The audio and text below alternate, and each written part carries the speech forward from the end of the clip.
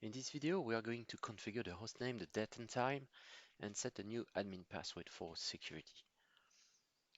In the first video, we have configured the network.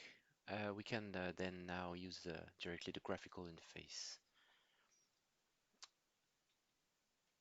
We are using the default password and a login for this first installation. We will see afterwards how to add new users and change this administration password. Once logged, we arrive on the main dashboard. This is the main interface, which is fully configurable, and we also have various different dashboards and a menu on the left side of the screen.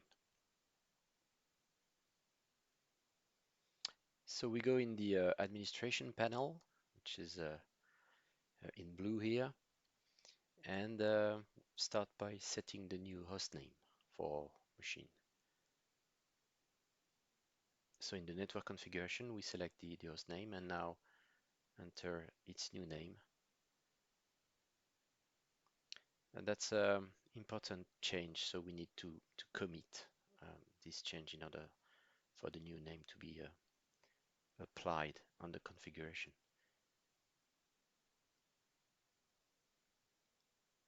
You can see it in the title of the window. Now for the time and date, we're going to use the NTP service.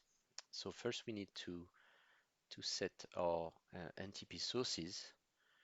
We directly select NTP sources from the internet. We have prepared here a list of IP addresses we are going to use. You can also use names if you want, but it requires for sure the DNS service to be started.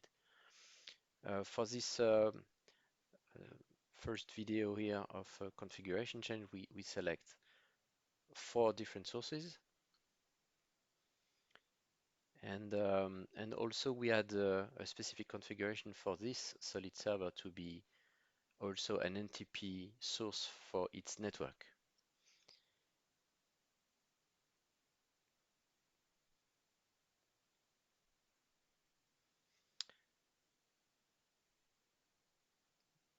Okay, we have now the servers under the NTP service configuration.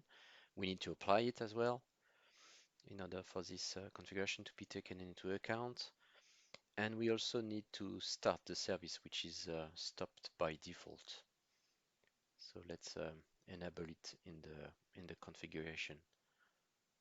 And finally, since our machine is not probably at the appropriate date and hour, we are going to use this new configuration in order to force an update of date and time. This is disruptive as well and needs to restart the main process of the service which runs the graphical interface. So let's relog one more time. We now have a name to our SOLIDserver, and the hour and date are okay. Finally, let's change the password for our main account. We don't want to leave the default password on this account. So we have a very simple interface to change this password. And once applied, next login will require this new password to be used.